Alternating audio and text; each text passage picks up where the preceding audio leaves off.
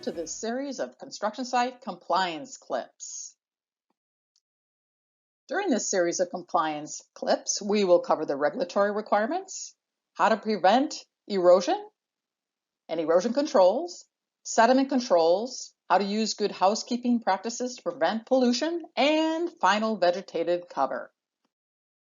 Why prevent stormwater pollution? In Iowa City, stormwater is not treated at a wastewater treatment plant before it enters local waterways, streams, rivers, and lakes. Sediment, motor vehicle leaks, fertilizers, paint washout, sanitary waste, concrete washout, and saw cuttings, and even trash and debris are common pollutants found in stormwater discharge from construction sites. The storm drains in the street drain directly to local waterways. This is what we refer to as the street-to-stream connection. Any sediment in the stormwater that reaches local waterways can get into fish gills, cover spawning beds, and can abrade the skin of some aquatic life. Plant growth can be stunted by reduced clarity of water.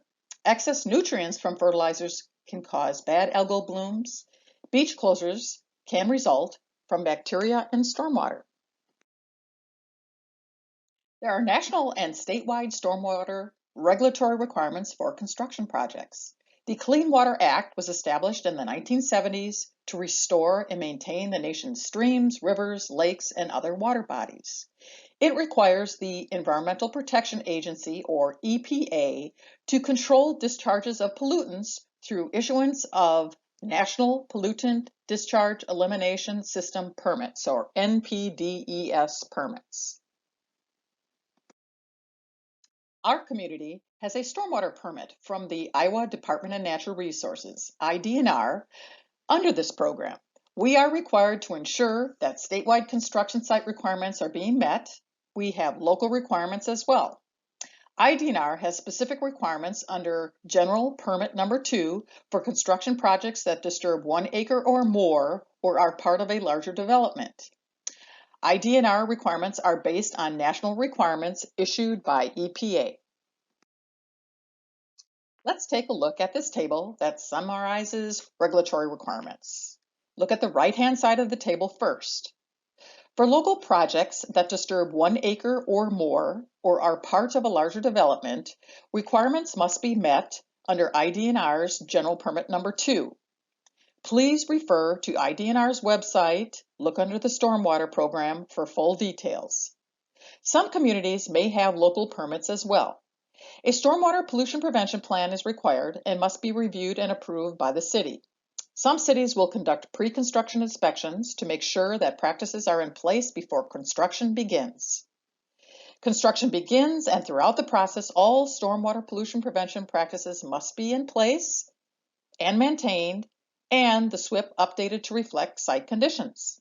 The city is required to conduct quarterly inspections of these construction projects in their community. They will take enforcement steps if there is non-compliance on a project. The city may conduct a final inspection to verify that practices have been removed and final stabilization of soil is achieved. Now, let's take a look at projects that are less than 1 acre on the left side of the table. If a project is less than 1 acre and not part of a larger development, it is not impacted by IDNR's General Permit Number 2 requirements. However, there may be local requirements. The city has an illicit discharge program that prohibits the discharge of pollutants into the storm sewer system. Sediment and other pollutants from construction projects should not be discharged into storm sewers. Some communities may have a local permit program. They may require a SWIP for small sites. They may also conduct pre- and post-construction inspections. Practices should be installed, inspected, and maintained throughout construction. Some communities conduct quarterly inspection of these projects as well. Final vegetated cover is required. Contact your local community to learn more about their requirements. Up next, it starts with the raindrop. Prevent and control erosion.